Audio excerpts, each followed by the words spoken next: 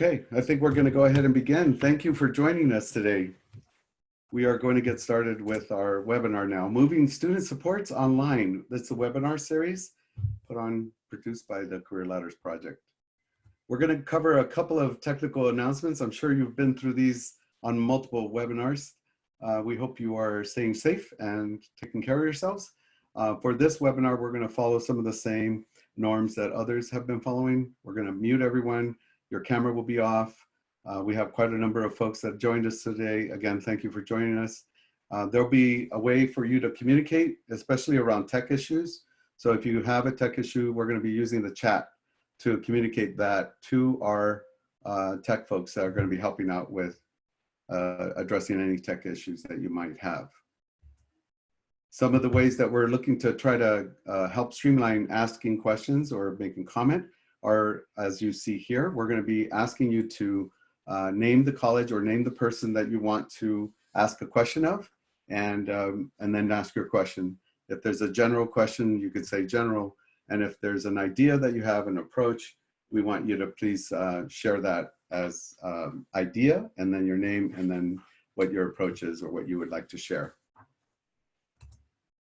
This is the team that's providing the CLP webinar series support for the student supports team. Myself, Luis Chavez, Senior Director with Career Ladders, Julian West, Director, Christina Sandoval, Program Associate, and Sherry Shojai, Program Associate. Thank you guys for all your great support.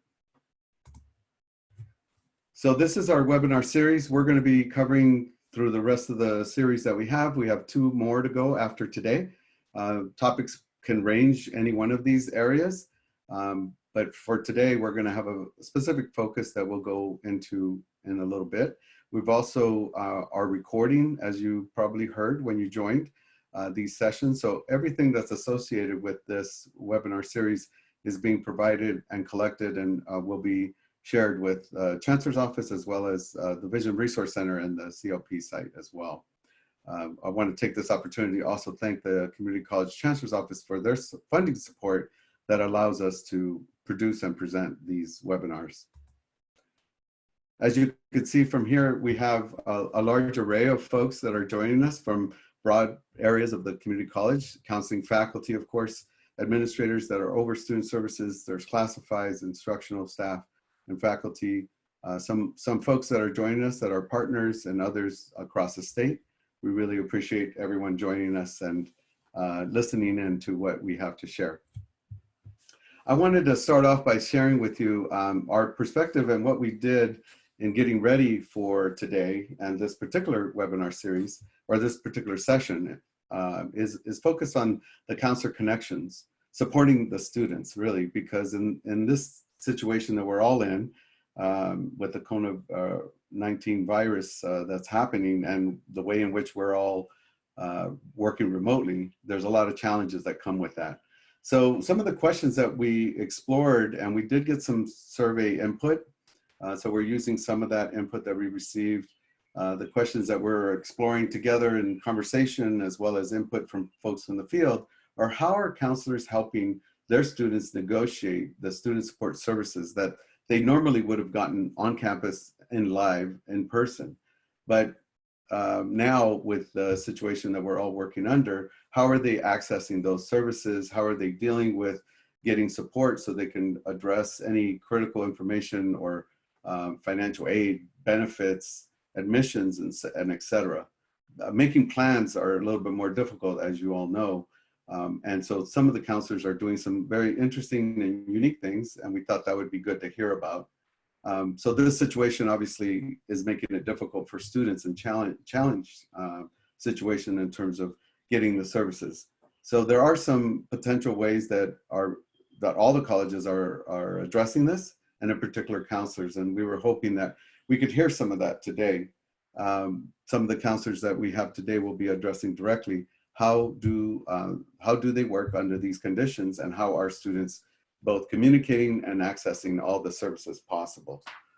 We know that students are challenged, and you can see on a daily basis, weekly basis, that there's a number of articles and newspaper reports, as well as you yourselves working in the college, you see it up front that students are stressed We did receive some, information from the surveys that we sent out about how critical it is right now to provide this service, especially when it has to do with social emotional support and help. So we hope this particular webinar will provide you with some information based on 3 wonderful counselors that have agreed to join us today to share what they've done and focus in on a particular area that they're interested in sharing about their work with us. So we're going to go ahead and get started with the first person, that's first counselor that is joining us today, Rebecca LaCount. Rebecca is currently a tenured counseling faculty at Solano College, and she's been counseling for over 20 years, and she has 13 years in the community college system. The one word that describes counseling for Rebecca is connection. And Rebecca wants to address today for us communication challenges under the social distancing situation that we're in, and how she's working through the communication challenges with her colleagues and with her students. Rebecca? Thanks, Luis. Thanks for having me today, and I'm glad to be here, and I'm looking forward to hearing a lot of interesting feedback and ideas about what's going on right now. I wanted to talk a little bit about Solano College and who we are. So you can see some of our demographics up here. And Solano offers 72 different associate degrees and within 6 pathways. So we have 6 pathways that we call PACE, which stands for Pathways for Academic and Career Success. We offer, I said 72 associate's degrees and also 1 bachelor's degree, which is a BS in biomanufacturing. Something that is unique about Solano is that last year, the Chronicle of Higher Education named us as one of the top 10 most diverse 4-year institutions in the nation. And that was based on our racial and ethnic diversity. So that is really one of our greatest strengths, I would say. And we were in the 4-year category since we do offer that bachelor's degree. So on the next slide, I'm going to address a little bit about some communication issues that we have with our students, given what is going on in the world right now. So just like many of you, I'm sure, we've had some issues with communication. The first thing that I thought of when I thought about this is the fact that many students lack resources, and I'm sure that many of you have experienced this as well. Our college, thankfully, moved pretty quickly in getting students some resources that they need. We were able to identify just sort of banks of Chromebooks that we had available on campus that are typically used in the classroom, but we were able to sort of collate those and get those out to students. I am actually the Puente counselor and coordinator, and we had some Chromebooks in our Puente Center as well as just other areas around campus, so we made sure that those are available to students. As well as Wi-Fi hotspots, so that they would be able to participate in their courses online as they needed to. Our college acted fairly quickly in getting together some emergency funding to distribute to students as well. So students were able to apply for grants for up to $250. Which has been distributed, but our educational foundation, which typically raises money for scholarships, actually sent out an email to all of the faculty and staff asking for donations, and was able to raise, last I heard, another $2,200, which we're going to be using for grocery gift cards. So we're really just trying to meet our students' needs as best we can. And we know that there is a lot of need out there. And then the other part of this was the communication that the students needed to have with us. And we know that students tend to not read their email or get their emails a lot of the time. And so that is our traditional way that we've been communicating with students, but it hasn't necessarily always worked that well. What's really worked well for us at Solano is using Canvas to communicate with students. Our distance education coordinator has been really proactive in getting information out on Canvas. And so within the announcements on Canvas, she's able to post announcements, so students will see those announcements before they even get into any of their classes. They're going to be the first thing the student sees. And anecdotally, students have told me that they really see that information. We do put it out on social media as well, Instagram, Facebook, and so on. But I think where they really see it is on Canvas. So we included things such as a survey trying to determine what our students' needs were. So there was a survey on Canvas that the students could see. Information on how to apply for those emergency grants went out on Canvas, information about the transition to online instruction. So all of that has been really, really useful for students. Other alternative methods of communication, I personally have used Canvas to communicate with my students, with my Puente students as a cohort. Slack is another thing that I've used, and the students really like that because it's very instantaneous. It's very much like texting without actually having to text. So that is something that is really, really useful. And many of my colleagues have also mentioned Google Voice, and that you're able to create a phone number that will not show your personal phone number. So if you're making your calls from home, it will hide that number and it has a different number that you use that the students can also use to text. So we do know that they really prefer to text. So we're just really trying to reach them and allow them to reach us in any way that they can. And then on the next slide, I want to go into a little bit about how do we reach those students who we don't have yet? They're coming in perhaps from high schools. This was a big challenge for us because as this all came about, we were in the process of planning our Falcon Day. And that is where we were going to bus students in from our feeder high schools. And they were going to come on a Friday. We were going to show them some really exciting and fun things that we have at Solano College. And we weren't able to do that, obviously. One of the things that was going to lead to was to have them sign up for our group education planning workshops. And we are now using our counseling collaborative to do that. So thankfully, we had set up a counseling collaborative with our high school partners. So on our collaborative, it includes all of the counselors through Solano College, as well as our high school counselors in our district, in the several districts that Solano serves. And this has been facilitated by the California Counseling Network, the CICN and CLP.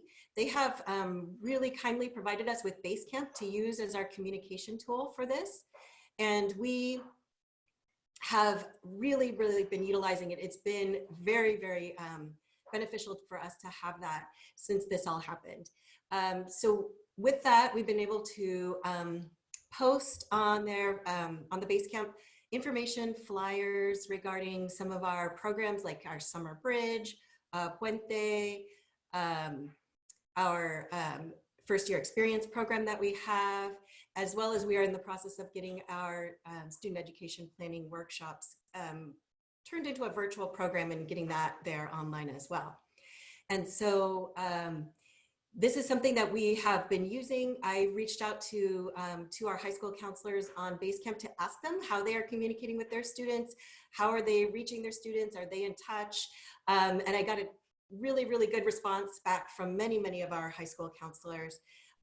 It seems like the overall preferred method of communication for them is Google Classroom. They're using Google Classroom, and they're able to connect with their students that way. And that when we set up information, they can then forward it on to their students.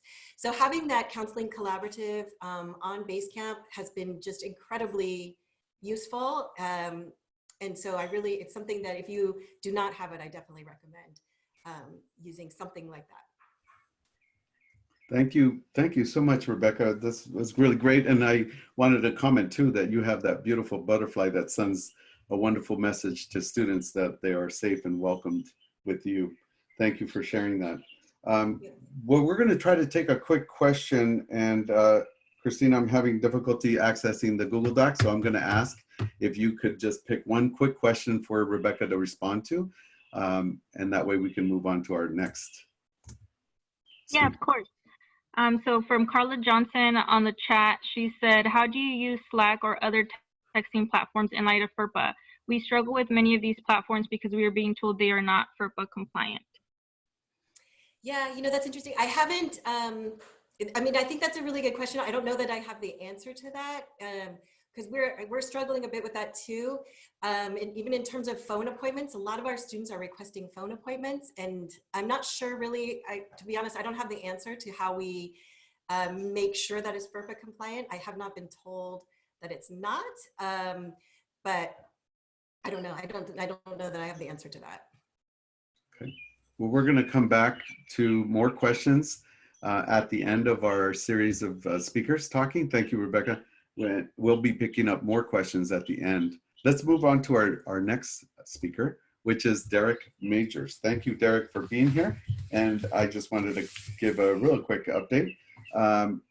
We are happy to have you with us. You have been a counselor, a tenured faculty counselor at LA Trade Tech for 15 years, as I understand it. And the one word that Derek chose for counseling is ownership. Derek has chosen for today to address the challenge of supporting students and coping strategies with them so that they are dealing in a way that they can get through the situation that we're all dealing with. So Derek, let's have you join and share with us.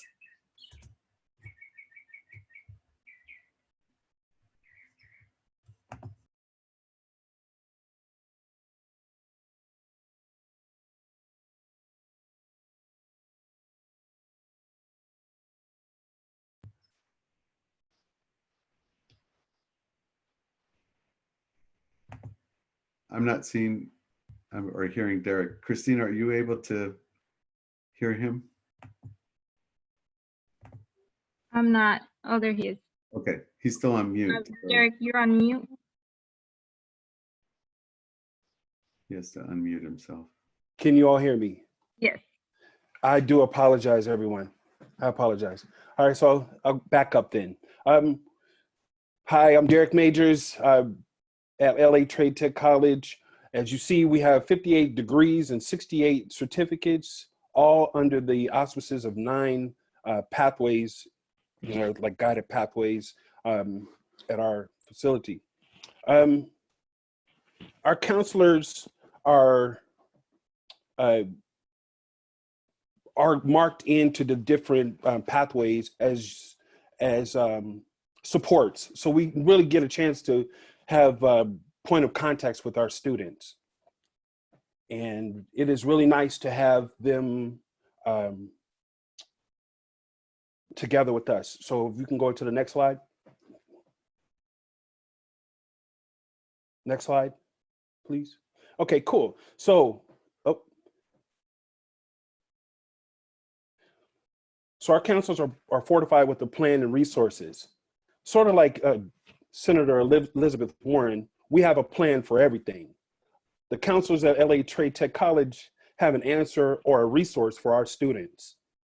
On March the 18th was my last day physically on the campus. I grabbed all unfinished work and took pictures of my posted cheat sheets and notes because I knew that on March the 27th, we were going on spring break. Our district was smart enough to make the move of moving our spring break 2 weeks ahead so that we could kind of adjust and our faculty could get used to teaching online. So my first encounter with the students was on March the 30th, working virtually. All of us are Canvas and Cranium Cafe trained on various levels. During the spring break, we got together and tutored in simulated situations with one another. Many of us are also distance learning certified in Canvas. All of our counselors were given a virtual toolbox while we were off via email. We had a bunch of fillable counseling related paperwork, information regarding student programs and services, and we had anything that we could think of, we threw it in there, and they were all made fillable, making it easier for us to do the things that we needed to do to serve our students. Next page, please. So what we did was we made flyers. We send flyers via email. We put them in the Canvas shells. We send out fact sheets for our students, again, through email and Canvas on different ways to communicate with one another. We implemented an email, which is kind of difficult, as been said. We have live chats. We did video conferencing. We did phone and text, like Rebecca was talking about, using the Google Voice. And we email flyers. We use ASO to assist us with our communication levels, which has been working phenomenally. We scheduled online workshops, as you see there to the screen on the right, where we had group counseling. We had people dealing with stress and what that means. Many different counselors took the lead in working and facilitating a group meet situation for students so they could ask questions or get questions answered that they didn't even know that they had.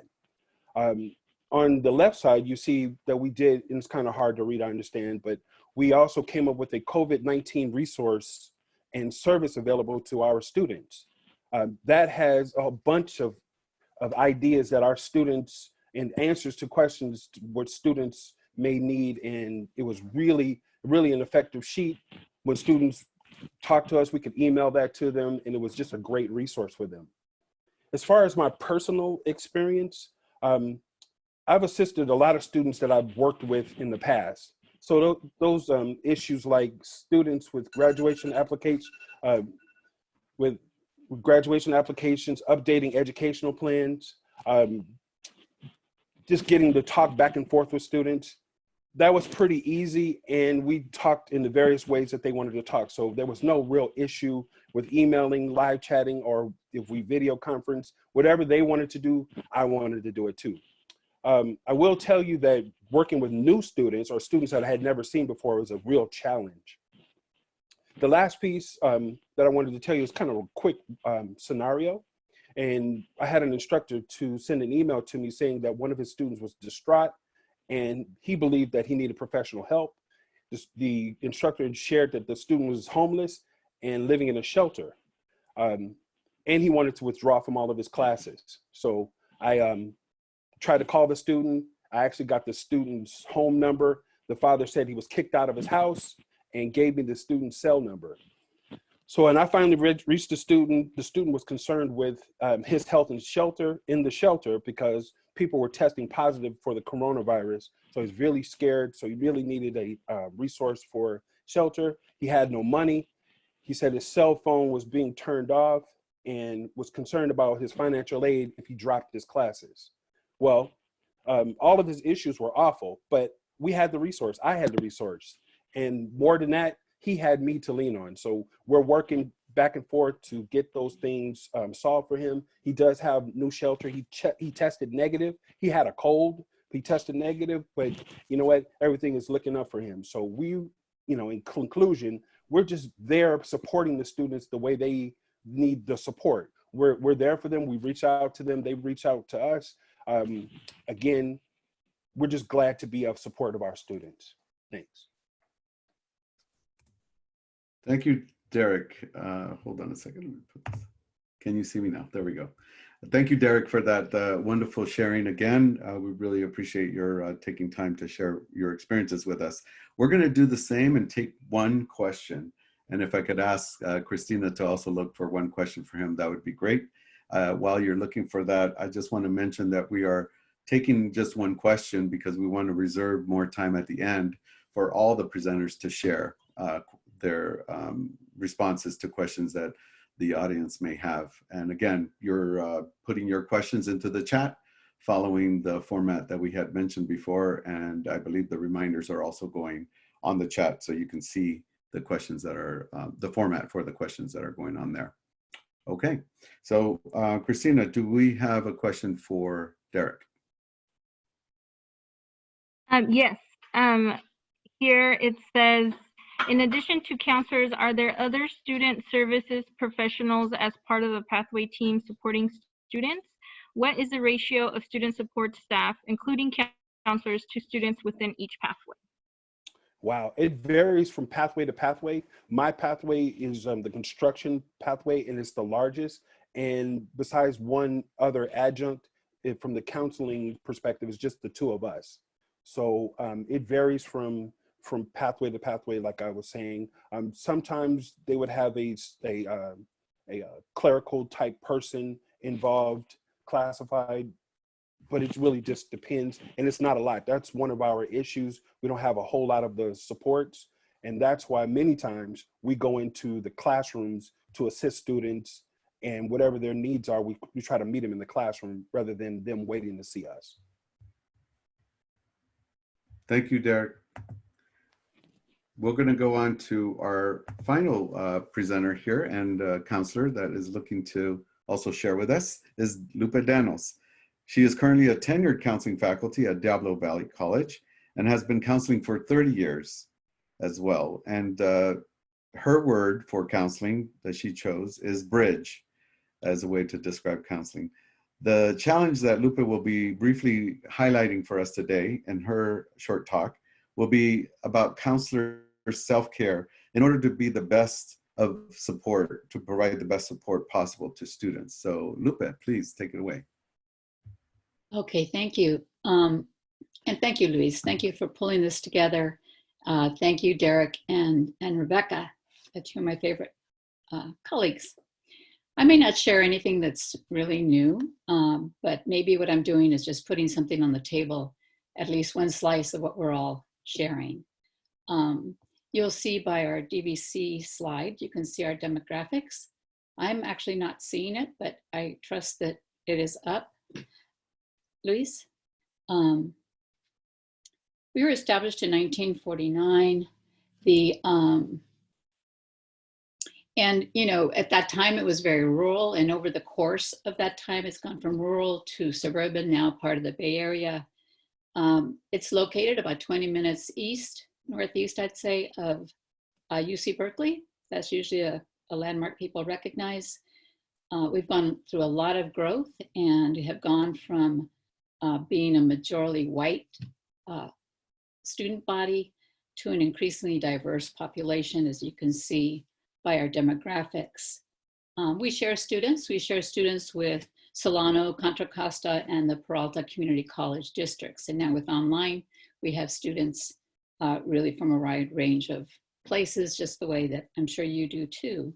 We average about 22,000 students, and currently we're at just about shy of 20 at 19. As DVC has changed, the counseling department has grown and has also strived to change with to meet student needs. We've led or participated in a number of student-centered initiatives, and I've listed some of them there with Puente, Umoja, Mesa, and first-year experience. Before that, learning communities and career academies.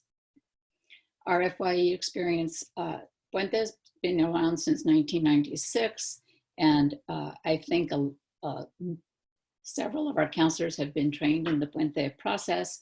Umoja has training that's holistic, as does Mesa, and FYE is now modeling some of those practices. But all of that's been face-to-face, and then increasingly we've done some things on internet, but now I think on the next page, maybe I'll address the challenge that I'm feeling. How do we transition to current technology to support students and still maintain a counseling relationship? So part of it is benefiting from institutional support. We left campus March 17th, very similar to Derek, and we got some training, had spring break, and then came back.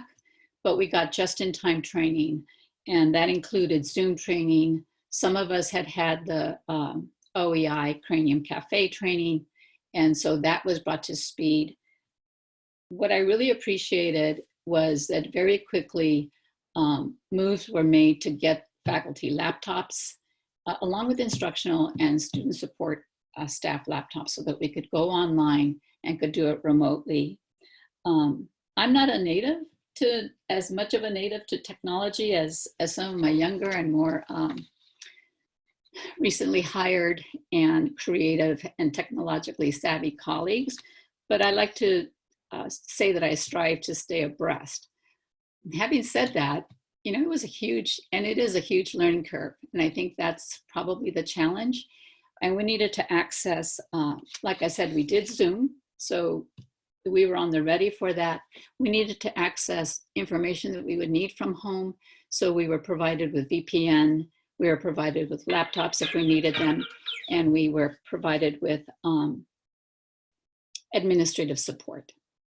So the college partnerships, working with Canvas, working with our partners in instruction and in student services, has really addressed some of those needs, and they continue to be. But our work is really to be a counselor, right? And to work with this technology. So on the next slide, you see maybe a picture of what my life looks like, and maybe some of your life looks like. How do we maintain that sanity? You know, it's important for us to stay grounded, and our students are rocking. They're grappling with, in many ways, much larger issues than we are. And so our role is to be that steady place, that bridge that can connect them to the resources that they need, that can listen and help move them forward. So for me, that means that I rely on connections with my colleagues. I rely on my own self-reflection. I'm a walker, and that's the world that we're living in, that masked world of walking. I reflect, I greet the sun, and I greet the sunset. So amid Facebook, GroupMe, Zoom, and other things, it's been fun. It's been fun. My colleagues are creative, they're steady, they're terrific, they're informed. We immediately met in person. We went to Zoom. We created tech work groups. That continues to happen. We meet weekly as a department meeting, and really as a check-in. We text, we celebrate. We're on GroupMe. I guess my parting word to you is really, well, an example.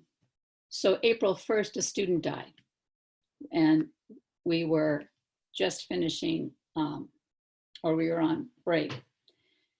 So on Facebook, I saw I saw, you know, emojis and I'm so sorry and small reflections.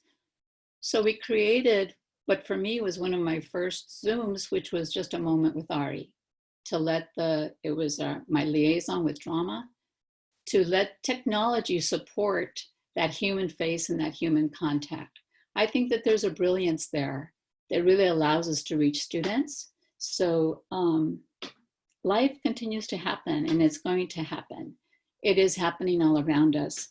So I guess the thing that I really wanted to share is to find your word, I guess, like Luis said, and let it take you to that wellspring of where you get support from your admin, from your colleagues, from each other, from your family, whatever is important to you. Thank you. Yeah, I think that's it. Thank you so much, Lupe. I really appreciate your experience and your sharing here. It's really important. We're gonna go and find one question to ask. Actually, I want to go ahead and ask you, Lupe, the one question, and maybe Derek and Rebecca can also chime in. And that is, in this situation that you're trying to find a new normal, what is your week looking like? I know this is still fresh. Everyone is still settling to this new remote work, but can you share with us what your week is looking like now? You probably have many Zooms, of course, with students as well. Right. It's a combination of Zooms, Cranium, phone, email, jumping online to see what is happening with our liaison groups, following up on emails. One of the things that a lot of sitting. So physically, it's unless you're better than I am, figure out a way to stand and move about. It's really being recognized as the amount of time has expanded for our students in ways that I don't think we fully understood. So that's what my work life looks like. It's a lot more varied and it's a lot more chronic.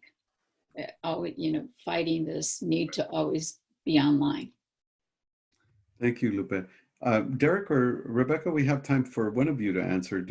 One of you would like to share what your new normal week looks like for now? Well, I'll go if Rebecca won't. I'm finding that my day is longer. I mean, everything what Lupe said, plus my day is just a lot longer because I want to be readily available for a student who chimes in.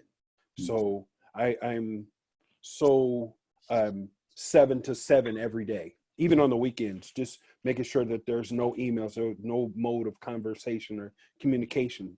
I'm concerned that a student is reaching out kind of in desperation, and I want to make sure that at least I attempt to answer the question. Let that person know that someone is there to assist. Thank you. Thank you, Derek. And I think what it will do is we'll move into our one round question that we're all going to answer as well, or that you will all answer. And I believe Christina put it right into the questions, the PowerPoint. Here we go. So if you look at your screens, you'll see the question that we're going to do a round robin quick share out for each of you. So maybe we could start with Rebecca and then go with Derek and then Lupe. Yeah, absolutely. I don't know if you could advance it maybe to the next slide, Luis, please. Mm-hmm.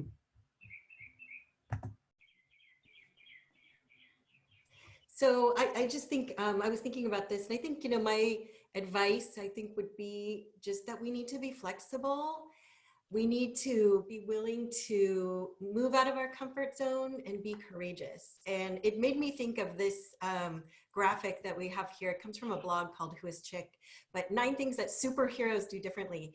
And I thought it was interesting. I saw in the chat Maria's comment about Lupe as their hero.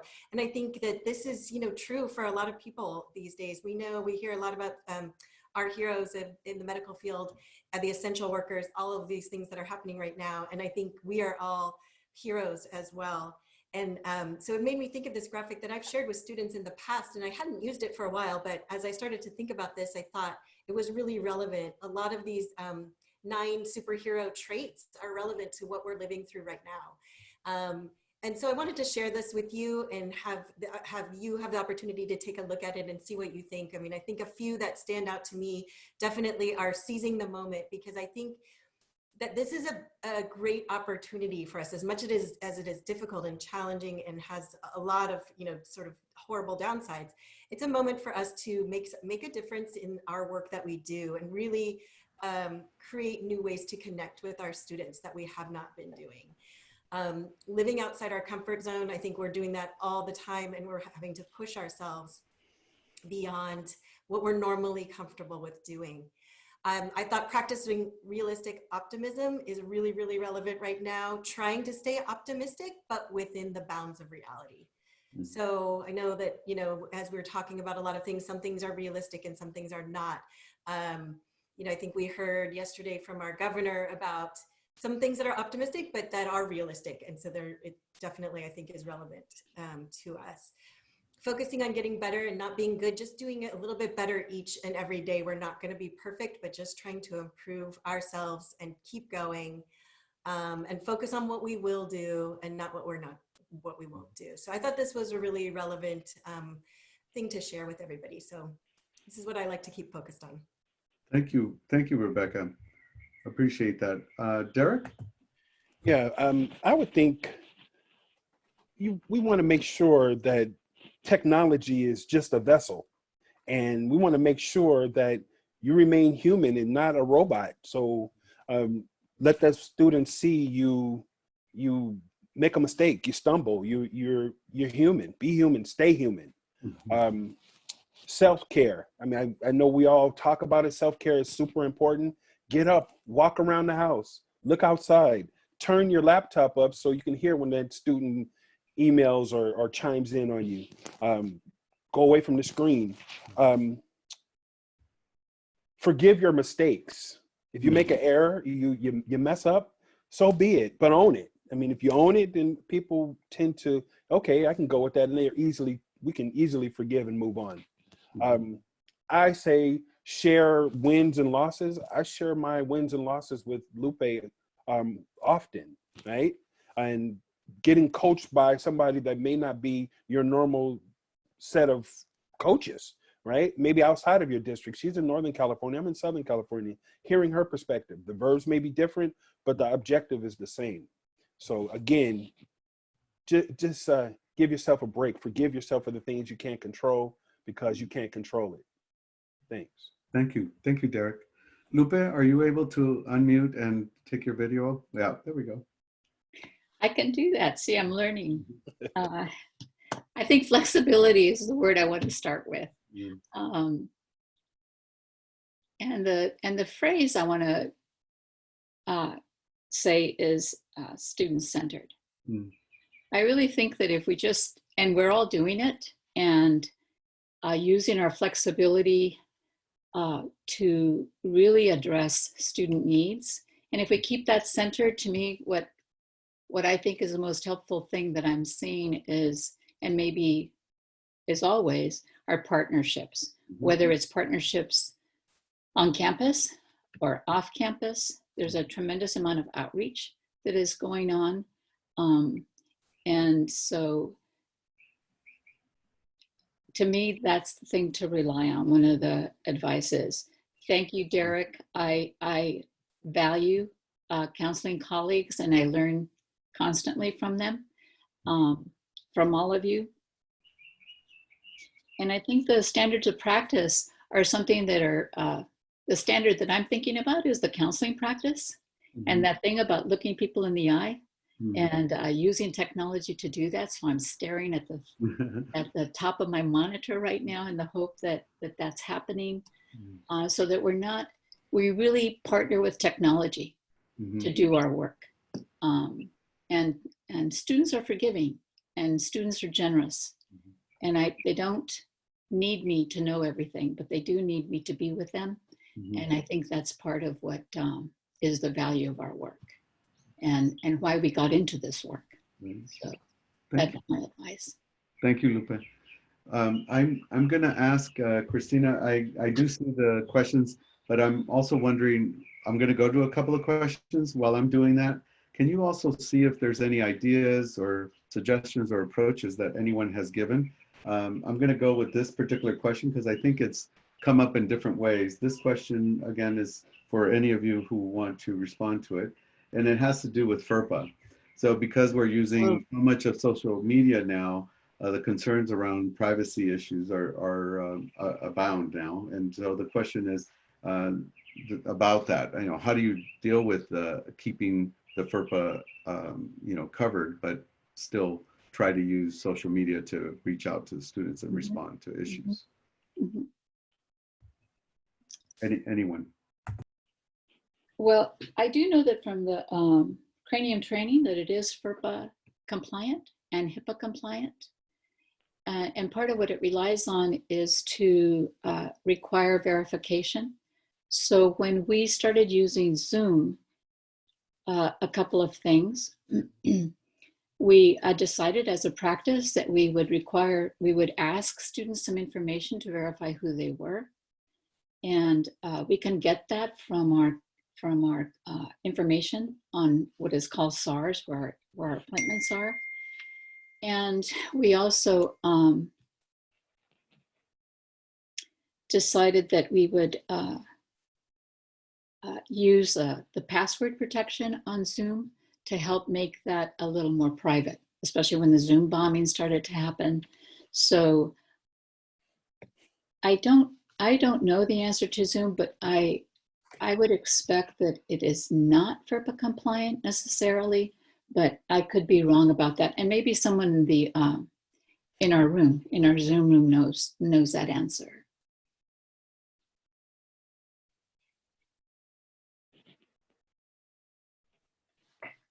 Unmute.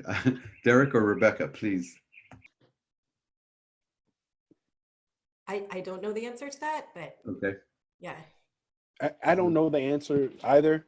I mean, to me, going back to what I was saying before, we have to, wherever they are, that's where I want to be. So it gets, I know it's a thin line and, you know, you're breaking the law thin line, but wherever the student is, whatever modality they choose, we just have to be really careful with, you know, sharing information that may be damaging. So, you know. Thank you, Derek. There was a question in here.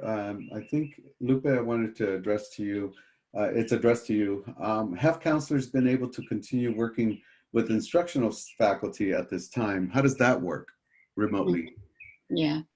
Well, the way I've been doing it, 2 instances, we have liaisons to the CTE areas. And so we can reach out, and I reached out to all the faculty in the 2 areas that I'm liaison with. I did that first by email and set up a recurring Zoom for drop-in in those areas and asked them to partner with me to help me reach students. And so they were very generous with their time, and they agreed, yes, that they would post it on their Canvas so that that link is there and they know when my drop-in for those specific areas, drama and music industry studies, when I'm going to be available to them. One, music industry studies also made me an editor on their Facebook so that I was allowed to contact more students that way. A different kind of unrelated maybe partnership is our administrator, our dean, has been very supportive and very open, particularly in this process. And so she's giving us access to rosters and stuff where we can then reach out to full classrooms and try to work with our instructors that way.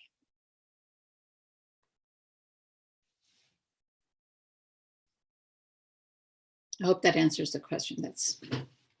Thank you. Yes, that answers the question. I have a question for you, Derek, and a question for Rebecca. Derek, do you have access to and do you work currently with social workers and other support professionals from the community to help students during this time? You addressed earlier the way in which you're helping students with coping strategies. So I think this question sort of stemmed from that. Sure. USC is right around the corner from us, University of Southern California, and they have a social work program that they use their interns to come over to our college to do the intern hours. You know, of course, they're in all of our pathways, so we get a chance to listen as they do, which will be webinars now, but they've talked to our students in classrooms and what have you, and been able to partner with them and understand resources, if nothing else. What resources are available to students that may need those social services. So being able to have the power of referral and to pass the student on to a social worker, even a would-be social worker, is very powerful. And that, you know, that's where I get a lot of my verbs from, a lot of my resources, because they're on our campus weekly. Thank you, Derek. Rebecca, there was a question in here about reaching out to high school students and communicating with them. You mentioned a little bit about how you're doing that, but can you give an example or two of how you're doing that, working with high school counselors or as directly to get to high school students? Yeah, so yeah, we're definitely doing that on our base camp, is reaching out to those high school counselors. So we don't, have direct access to high school students unless they reach out to us. But we do have access to their counselors, and that has been something that we have been using. We have the ability to post information about any of our workshops, any of our we have virtual online application workshops. We have information sessions about our summer bridge, about our first year experience program. All of these are being done virtually. So we're reaching out to those high school partners, the counselors at the high schools, in order to have them reach out to their students, their high school students. So, so far it's been working well. We're really just kicking off with some of our virtual programs. It's taken us a little bit of time to get moved over to that. But definitely having that base camp has facilitated that communication. So it's something that we've been using a lot.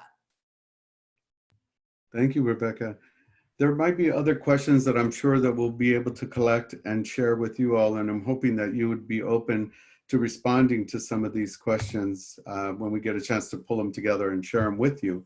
I know that the audience that's listening today will benefit from your continued connection. And I think just to wrap up this portion of thanking you and also saying that what I hear clearly from all of you is the sense of having a community to rely on and to connect with and to keep, you know, yourselves and all of us, you know, moving forward in this time of great challenge. So thank you, all of you, for your wonderful work and for your sharing. We are gonna, thank you. We're gonna move to our last couple of slides here. And if you want, for those in the audience, please continue giving any questions or putting in ideas or thoughts in the chat. We'll keep that list growing. Our base camp that supports the community of practice that I believe Rebecca mentioned in her short talk earlier is available, and we're offering opportunities for folks to join. It's been around for a number of years, and there's ways for folks that have been sharing their own information across the state. And so we look forward to folks on this call to join. If you're interested, you will be receiving an email about how to do that. There are some resources that we're going to be also collecting, and there's some really good ones that I think you should avail yourself of if you haven't already. We have one, a CLP curated list that we keep adding to and growing.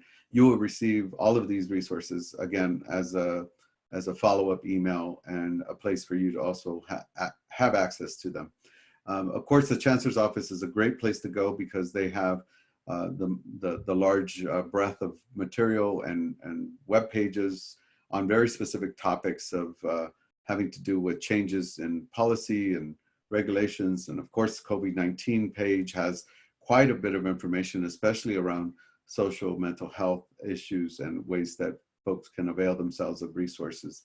They also put on weekly webinars so that the whole field is informed and information is shared about what currently is going on across the state. There's also, of course, the Vision Resource Center will be posting this particular webinar and other ones that we're doing throughout these series of CLP sessions. So please look out for those, and please contribute. If you have resources that you'd like to share, let us know. This is our next webinar for next week. It'll be our third in the series of 4 student supports webinar, and Julian West with the Career Ladders Project will be facilitating and presenting along with some colleagues. The focus will be on student support classifieds and what they're doing in this time in terms of critical remote support as classified student support services folks. And of course, all of those videos and materials, including this one, will be available to you via an email that you will receive with links, and also on a number of websites that we'll have available for all of you. I want to especially thank again our wonderful panel, Lupe, Rebecca, and Derek, for sharing their time with us, for giving us their both counseling dedication in terms of their sharing their story and their information about how they're dealing with this situation that we're all going through. And we look forward to continuing this community with you. If you'd like to join us, we'd love for you to join us. So thanks again to the Community College Chancellor's Office. Thank you for joining us. Have a great rest of the day. Be safe, be well, and be good to each other. Thank you all. We're going to leave the website up. We're going to leave the webinar going for a little bit so that you can post more questions and perhaps some input that you would like to share with us. So thank you again. Have a good day.